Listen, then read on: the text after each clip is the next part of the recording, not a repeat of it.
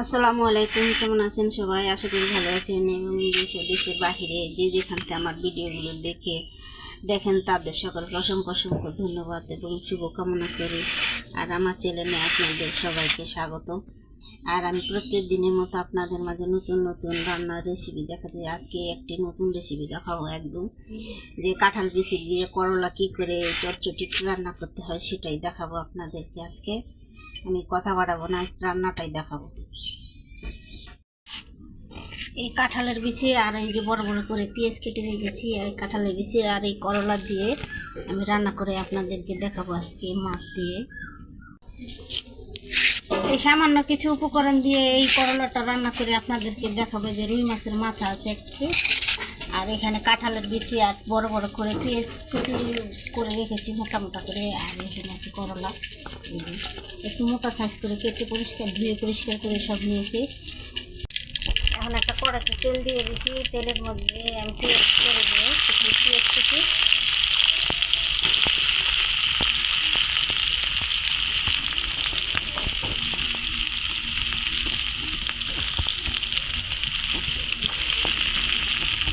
দিয়ে একটু ভালো করে নাড়াচাড়া দিয়ে একটু লাল লাল করে ভেজে নেব।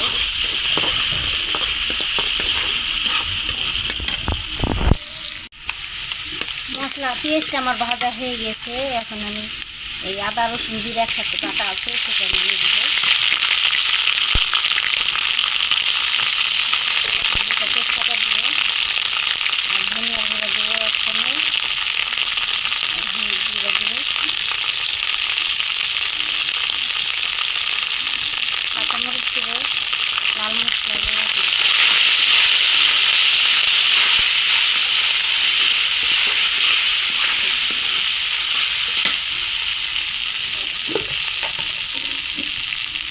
লবণ দেবো স্বাদ মতো।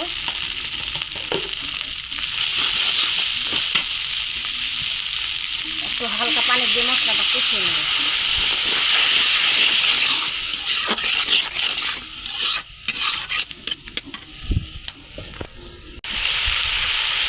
মশলাটা আমার কষানো হয়ে গেছে আর সুন্দরভাবে তেল ছেড়ে দিয়ে গেছে।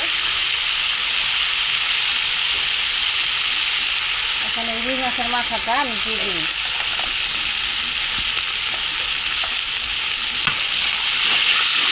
মশলার সাথে কষিয়ে নেবো একটু ভালোভাবে।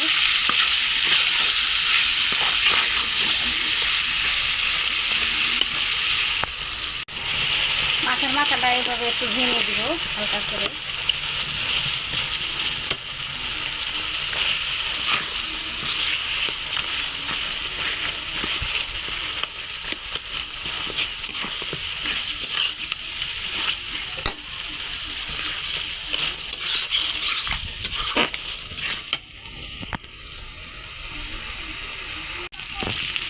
খুব ভালো করে আমার মাছের মাথাটা মশলার সাথে কষানো হয়ে গেছে, তেলে ছেড়ে দিয়েছে। এখন আমি এখানে দিয়ে দেবো যে কাঁঠাল বিচি আর পেঁয়াজটা মোটামোটা করে রেখেছি, এটা দিয়ে দেবো।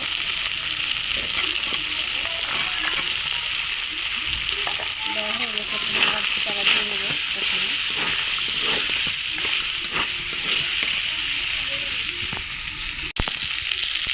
এই করলাটা যে কেটে দিয়ে পরিষ্কার করে রেখেছি, করলাটা এখন দিয়ে দেবো। দিয়ে ভালো করে এর সাথে আমি মিশিয়ে নেবো নাড়াচাড়া দিয়ে।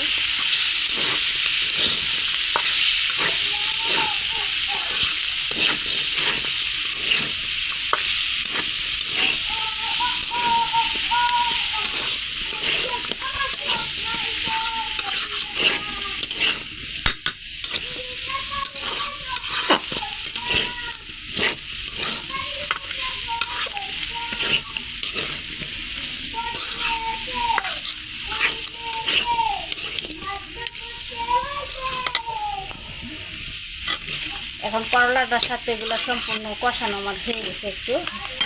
এখন পানি দিয়ে ঢাকা দিয়ে দিই। এখন হালকা সামান্য পানি দিয়ে খুব ভালো করে নাড়া দিয়ে ঢাকা দিয়ে দেবো।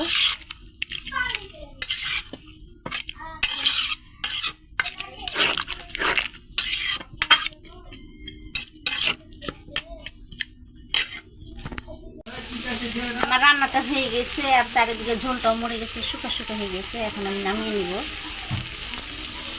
নামিয়ে ঠান্ডা করার পরে আমি পরিবেশন করে দেখাবো। রান্না করা হয়ে গেছে, এখন আমি এবার পরিবেশন করে দেখাবো।